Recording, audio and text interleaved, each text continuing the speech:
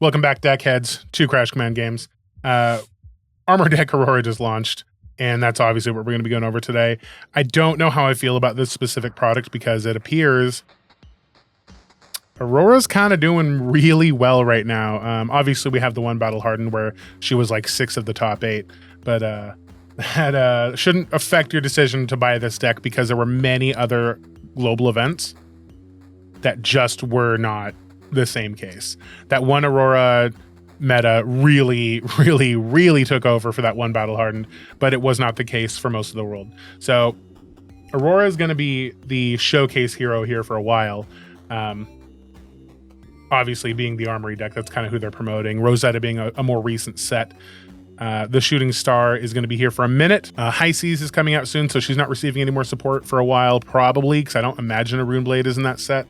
Though a few of my locals were speculating that a Demonastery might be the stowaway. A Demonastery Denizen might be the stowaway on the boat we're going to be riding in question here. Let's see here. So just like always, we're just going to go ahead and get that top down. Look at this. Armory Deck AURORA. Good presentation as always. I don't know what's inside. I hope it's that more minimalistic packaging we like to see. From a personal standpoint, I'm sure other people would like to see more packaging, but I just don't like to. Live the adventurous life of a wayfarer. Darting from battle to battle and channeling the elements and ancient arcane energies to power up your attacks. AURORA shines the brightest when lightning is coursing through her veins. Find a way to give your attacks go again, and damage is sure to pile up for your opponent. What that's saying is that this is a fairly synergistic deck and needs quite a bit of needs some things to go right, like every Runeblade. You need a good mix of non-attack, attack, right? So it's going to require a little bit of setup, but overall, split damage is the name of the game for AURORA. Mix in plenty of arcane zaps alongside your attacks and leave your opponent struggling to defend. Not from what I've seen. I've seen some arcane damage come out of a lot of the AURORA decks, but I'm not an AURORA main. So all I like to do in these Enter the Armories is kind of give new players an idea of like what I see, what's in the packaging, what do I see in the deck, and then build out a quick deck for you at multiple price points to give you an easy guide into the game. First off, try to find yourself a good store that sells these for the recommended price. $39.90 seems like a good price. That might be a little bit low. I remember Vitradi was supposed to be more expensive, but I don't know for sure. Love that holographic packaging. Let's dive in. Good. We're still seeing that minimalistic packaging. I like to see that. I don't want a lot of waste with my product. You know, it just leads to a giant cleanup for close to no reason. Is that not rainbow foil? Interesting. Let's take a quick peek. Is there an easy way to get in here without damaging the cards? There it is. Little sleeve here you can hold on to. Just snaps open the whole product. Really light plastic. Huh.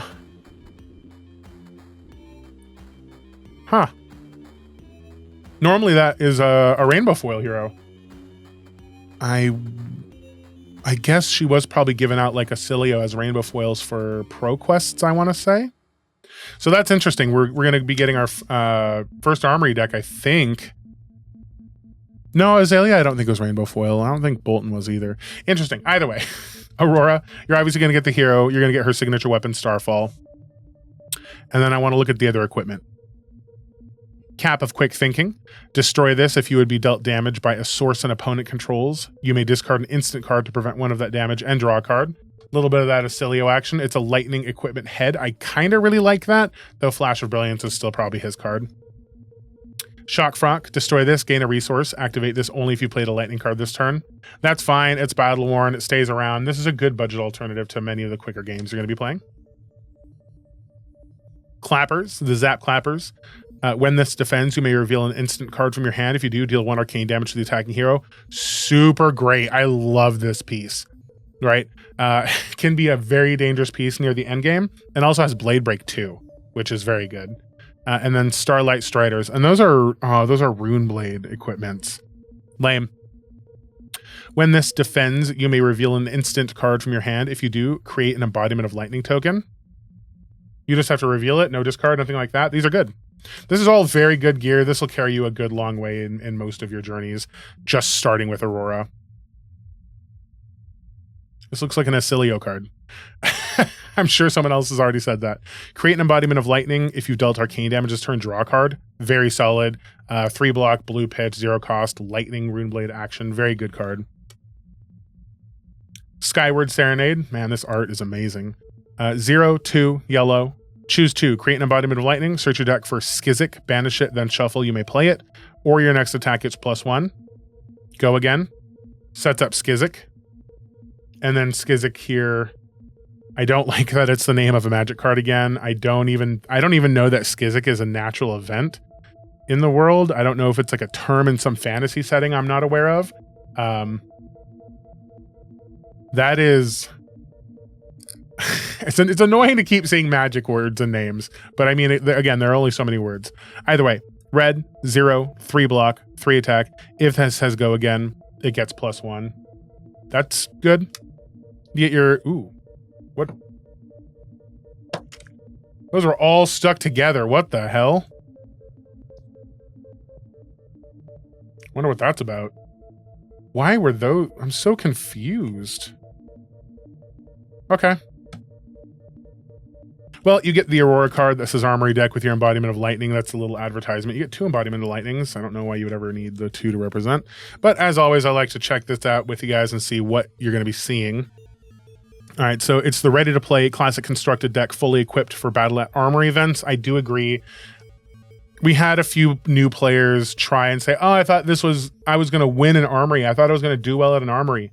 You have to know how to play the game still, okay? Do not buy this deck if you're a brand new player jumping into this game and be like, oh, but I was supposed to win my event with this pre-con. No. You will do okay. You will get the basics of the game. Your games will be closer than if you just kind of randomly pick up a pile. They do have the tools to possibly win, if everything goes right for you, but you're not going to be winning events left and right. And specifically if you're a new player, it's just going to be hard. Okay. So just goes over Aurora. Keep the vibes flowing with unchecked energy. Keep the rhythm of Aurora's signature blade. Sparks will fly as you line up several attacks in a turn. There's a how to play video, right? Specifically against a good matchup, Azalea. I feel like it's a really good one. I love this card, Lightning Flow. I just don't know if that has to be a keyword, though.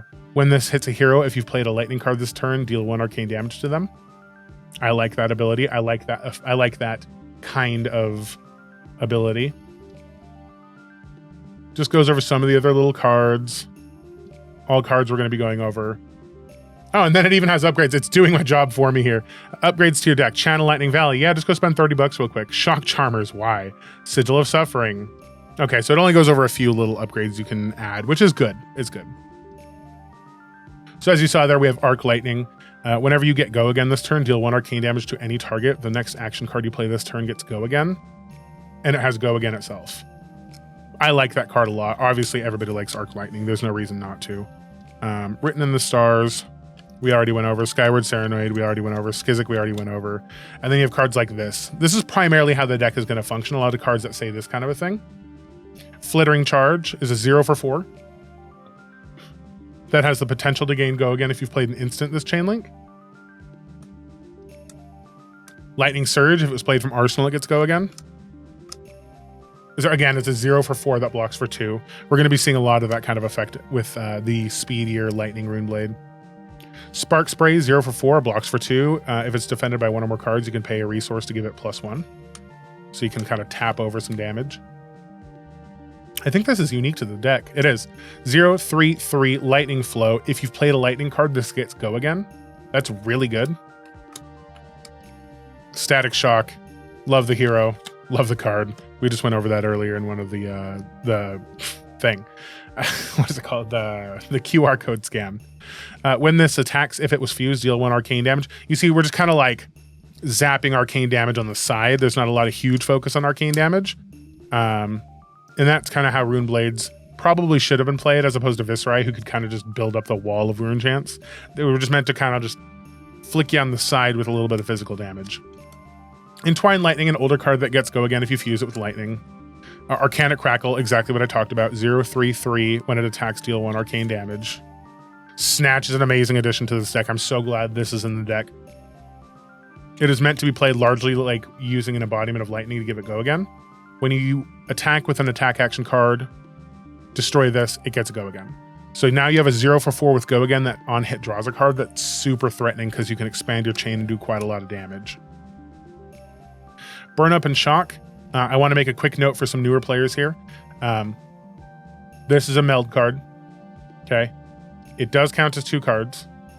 When you play this, you have to choose if you're going to play one, or both. You read the card right to left when resolving the card. Okay. It's a lot to remember, but that's just how it's done. And if you meld it, it becomes both a Rune Blade and a lightning card. And it also becomes an instant and an action. There's lots of implications with this. So like if you were to cast Burn Up and Shock for 0 and for 0, Burn Up Shock now becomes an instant action. So if a wizard were to say negate it or cancel it using one of their things that say cancel an instant card, the whole thing fails because it becomes both. Okay. Kind of an advanced concept. I don't think you're going to run into it too quickly or too often, but it's a thing.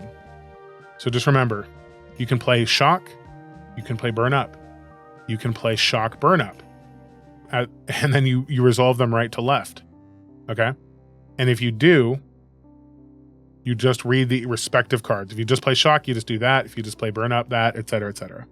Just something to know. It's kind of an advanced card to be putting into a beginner product, but it's something that needs to be done if you want to learn how to play the hero. Sizzle, your next lightning or elemental attack gets +3, go again, lightning action. Very Rune Bladey. Somersault, very amazing card. This card is insane. This is probably one of the dumbest cards they've printed. Choose up to 2 attack action cards with cost 0 or more on the active chain link. Return them to their owner's hand when the chain link resolves. So, you can block with 2 attacks and then somersault them back to your hand to still have a really good turn. You can activate Flittering Charge's ability by giving it go again by playing this during the chain link and then get Flittering Charge back and just do it again. You can get a lot of value out of somersault. A lot of lines of plays with that. Oh, there's only one of them? Oh no. Get more somersaults. They're a common, or they're rare. Just get them. Discharge, Electrostatic Discharge. The next attack action card you play this turn with cost 1 or less gets +3. I don't know if you saw, but all of these cards cost 1 or less. Okay. So very good pump. It's an instant, not an action. Good, we have 3 of those. Same with Lightning Press. Target attack action card with 1 or less cost gets +3. Very good to have. And then here's some of your fuel. Okay. Heaven's Claws, blue, 3 block, very important. It is technically a lightning attack. It is lightning pressable, but these are largely just for fuel. Captain's Call is an older card from Monarch that I believe is very good in the blue slot because it says your next attack action card with 0 gets go again. It has go again. And then it can also pump a 0 cost attack by 2.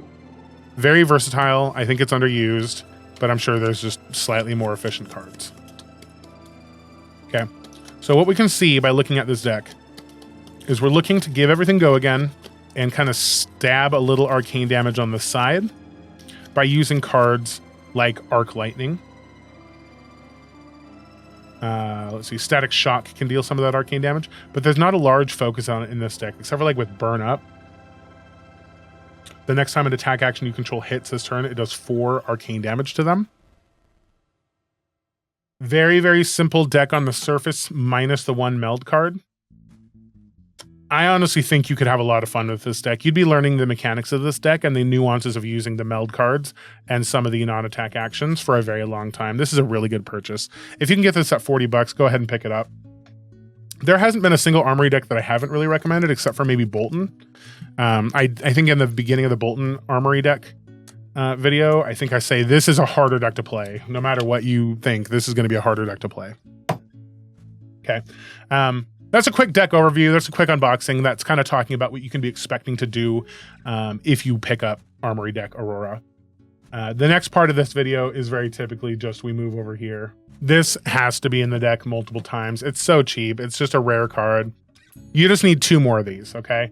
It's 40 cents, man. Like, what are we doing here? There's no reason not to pick this card up. It's way too versatile. It's way too good. So we'll just, it doesn't matter. We just need to get 2 of them from the same source, really. And as typical in these videos, I don't like to look up any of the big decks because they're always going to be slightly more expensive. I like to go off of like what I know as a deck builder, as I know as a player. And I try to take this perspective of if I were brand new and I were looking to get into this game, what wouldn't scare me off, but what would also make me have a good time playing the deck. So this is the first upgrade. After that, we'll take a look at like all 0 for 4s basically belong in this goddamn deck. Just history packet, F it. Unless you're a collector, don't go for black border. We'll just we'll try to keep it the same card as we grow. But I like to say, if I were to spend $100 for the first tier of my upgrades, what would that get me? And it would be this. One of the other first upgrades I would probably do probably be a Snapdragon Scalers. Just find the cheapest one you can. Right, this is a very good add-on. We already have Star City games in there, so we'll just use that. I would probably personally play these. Easy pumpable card that can go over 0 for 4, has an effect that might stop defense reactions and push through some damage. That's a nice, decent upgrade. Now this is gonna shock nobody, but I think this card belongs on every Rune Blade, basically. If a Rune Blade says I can give my cards go again, you just throw Coax of Commotions in there, because it's like, you have the embodiment of lightning, you swing for 0, it's an attack for 4, it has go again. If they let it hit, you're likely going to give yourself a Quicken token and draw a card. And you can usually do cooler things with the draw than your opponent can. And put out way more damage. So I think Coax of Commotion probably belongs in there.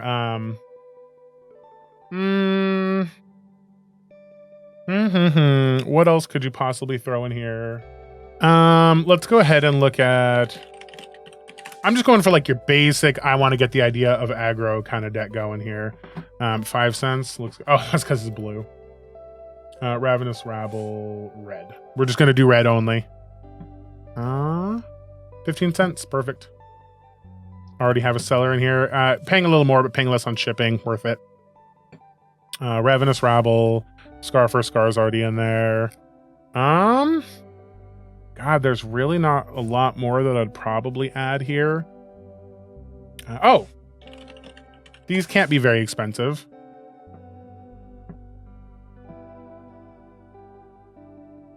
We're just trying to find multiple copies so we pay less shipping overall.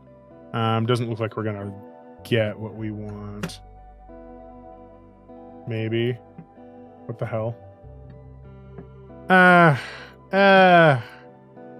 That's not worth it. We're just gonna find the first one that has 3 of them. $3. Yeah, you save a little bit of money doing that. Okay, let's take a look at where we're at. So we've spent $40. Here's 70. We have a little bit more room. Okay, perfect. That'll cap us off at our 100. Right? They're a little more expensive than I would like them to be, but we'll include them with shipping. And that'll be it. Okay, so our first upgrade to Aurora looks like we want some Scar for Scars, 0 for 4 that could possibly get go again. Coax of Commotion, a 0 for 4 with a punishing on hit that lets you draw a card and get a Quicken token, which could extend your chain and push tons of damage. Lightning Greaves, it's an equipment that lets your instant cards get go again, and with Flicker Wisp combo, you could really go ham with this card and get go again a bunch and do those side zaps of Arcane constantly, really punishing and pushing an opponent to the end. Exude Confidence here, another really good pickup. While Exude Confidence isn't defended by a card with equal or greater power, the defending hero can't play or activate instants or defense reactions. So another card that can really push a ton of damage. You could also Exude Confidence during the attack step. Before the block step, lightning press it. So you can guarantee they don't even have a chance to react or play instants. Like, it's awesome. All right. Next up is Flicker Wisp. It's part of that combo. It's if Flicker Wisp was fused until the end of turn action cards you control that deal arcane damage, instead deal that much +1. Deal 1 arcane damage to a hero, and it has go again. Tons of synergy with Arc Lightning. We're just gonna build a really solid deck. Here's the other 2 electromagnetic somersaults, right? And then Ravenous Rabbles and Snapdragons. That's $71 plus your $40. You're at like $110. Let's take a quick look at like what you could cut.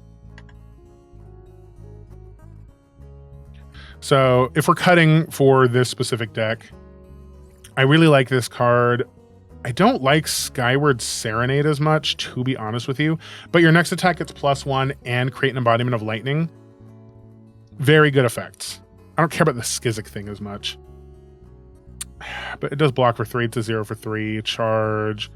Lightning Surge, while good, is getting replaced by like Scar with a Scar and Coax and Exudes. It is good, but it could be on the chopping block first, feasibly.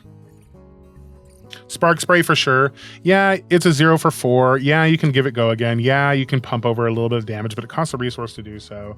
And again, Scar for Scar, Coax Commotion. All those are just better 0 for 4s. Photon Rush, if you play the lightning card, this gets go again. That could probably be useful. And it blocks for 3. Could possibly be cut. Static Shock, 0 for 4. If you play the lightning card, shoot some arcane, threatens. I like that card a lot, actually. I like this card. I like Arcane Crackle could probably go. So how many cards do we have to cut here? Let's take a peek. We have 3, 6, 9, 12, 14, 17 cards coming in. 1, 2, 3, 4. That's 12. Probably get rid of Sizzle. Probably get rid of these blue Heaven's Claws and these blue Crackles. Because we're taking out some of the cards that require resources, like Spark Spray. Captain's Call is okay for now, I guess. 1, 2, 3, 4, 5, 6, 7. That's 21 cards out. We could probably... Let's go ahead and leave Lightning Surge in because it's a lightning card that could get go again, and it's a good 0 for 4. Okay, and that's 1, 2, 3, 4, 5, 6. It's 18 cards out. We could probably get back up here. We gotta try to add like one card. What would be like a good one of we could add to this deck? But we could also just add these to the sideboard anyway, right? So let's just pick up 3 of these things anyway, okay? Just 3 of these. It adds a little bit to our price, but like we're still probably hovering around $110 spent. 40, yeah, 115, right? 115, and I think this is a totally solid deck. On a really good aggro run, you could probably take an Armory with this kind of a deck. Your equipment's largely good enough as it is. Sigil could carry you quite a ways. You're keeping a lot of your 0 for 4s in the deck. I decided to put Lightning Surge back. Basically, what we cut were some of these more suboptimal Arcanic Crackles, Heaven's Claws. Like, why do suboptimal things, right? You're just training to be a sub optimally? No, that's not how we do shit on this channel. So Sizzle's got to go. Arcanic Crackle's got to go. Photon Rush has got to go. Spark Spray's got to go. So we just have our first cuts, our first bulks, and we're good to go at $75 purchased. Probably afterwards, you're spending about $120 total after tax or whatever. Maybe like a little more. So that's phase 1. Unfortunately, that is when Runeblade starts to get really expensive. And phase 2 and 3, I'm going to combine them, okay? Because like normally I would go, here's $100 spent. Here's $300 spent. Here's $500. I'm not going to lie to you. This is going to get expensive real fast. So you need these pieces of equipment eventually, and you just need to add them to your collection however you can. So we're just going to go with the cheapest one possible to show new players that you can just jump into the game for as cheap as possible and get a really good deck. Grasp of the Arknight, primarily as a defensive tool. It has 2 armor, battle worn. That means it's 3 block total. And it creates a rune chant, which helps you kind of get over some of that arcane damage if you need to near the end of the game. Very versatile piece.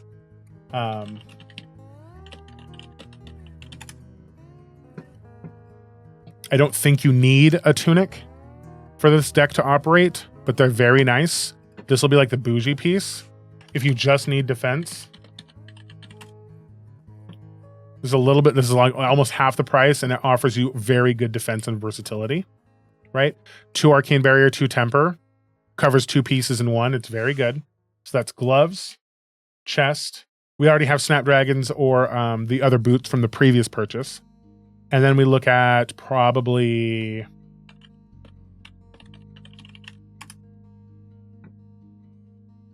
you could go Crown of Dominion as a headpiece It gives you a source of go again for Arc Lightning and Flicker Wisp combos, and it lets you draw a card and filter a card, which could be important in this deck. I actually think what we're going to do instead is the more versatile route.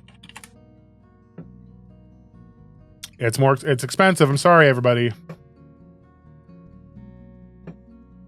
Step 2 and 3, I'm going to combine, right? They're going to be incremental each time. Basically, like once a month, you could buy one of these cards, up your game, and you have a bunch of generic pieces or Runeblade pieces that help you really get into the game. We're just gonna stop it there because that was chest, arms, and helmet. Okay. Already you can see, oh my God, we have $400 spent, $440, like every other goddamn Armory Deck video that I do, entering the Armory. Okay. Like every other goddamn entering the Armory I do, I'm just gonna sit here and say, look, you chose to play a trading card game. I don't care what trading card game you play. You're probably spending about this much to get a competitive deck, no matter what. There's probably a few exceptions. Like I think One Piece has like an aggro deck that's like $100 or something like that. But the thing is, once you have these equipment pieces, you have these goddamn equipment pieces for use across multiple heroes and everything, just like every other collectible card game, right? You're gonna spend $400. $440 is what you have spent here. Okay. $440, and you have a built Aurora deck. You don't need much more than this. From here on out, it's just cream of the crop kind of stuff. It's like, if you really like this Aurora deck and this gameplay is your own and you really like this, here we go. You could then later justify a Fine Spring Tunic. And now you have an option for longer games. Fine Spring Tunic. You now have an option for longer games. You know, some of the control matchups, you might need this extra resource at different times. So we're just going to throw that in the cart. And then you're definitely going to want E-Strikes because they're 0 for X that draws a card or gets go again with Embodiment of Lightning. It's very synergistic. Everybody only has 2 of these things, which is really annoying, but we'll just go 2 here and 1 here. And after that, the only other thing I could see you possibly needing, this is like, I've got nothing else to purchase and I need a good generic to dump my money into. That's an investment. It's a generic. It's usable across many decks. This is the last thing I would probably buy. So you just get 2 of these and 1 of these. Okay. So we kind of warp sped that last section and you go, oh my God, it's $900.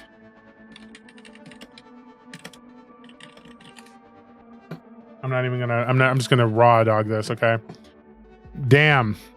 It looks like no matter what kind of card game you're playing, you're probably spending fucking ad city. 1,500, 500, 800, 900, 800. Like, look, dude, if you're playing a card game, get used to it. Stop using this as an excuse. Yes, Fab is becoming more expensive. That's because it's a goddamn good game.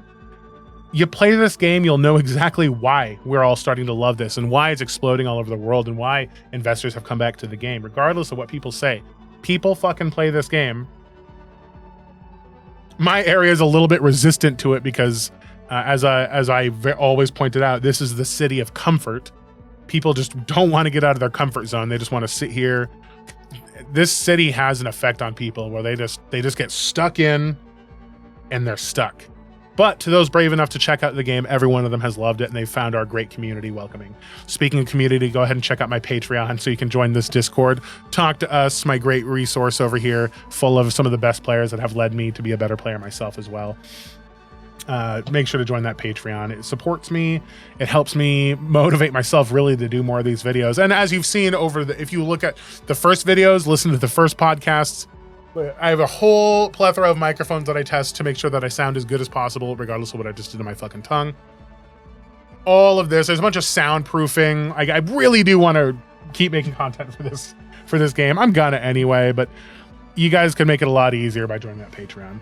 Subscribe, like, tell me what you thought about this video. Tell me if there was anything missing, or do you think this game is too expensive? I'm just gonna do a quick little last thing here.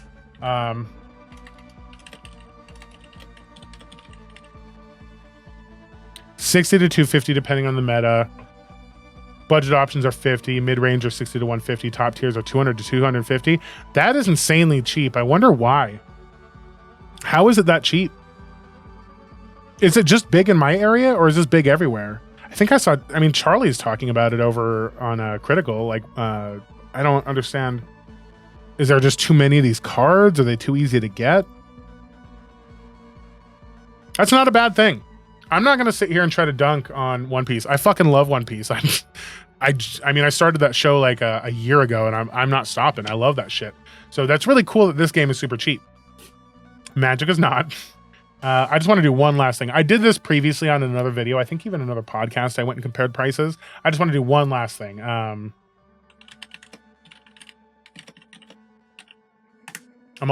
just don't know anything about Yu-Gi-Oh! Some of my local meta came from Yu-Gi-Oh! And I have no clue. What does this mean? Am I going to see prices? $200, $600. I think we're about to see a more like average card game experience, $200 to $600. So yeah, okay. So Yu-Gi-Oh! Is another average card game, $2 to $1,000, somewhere in there.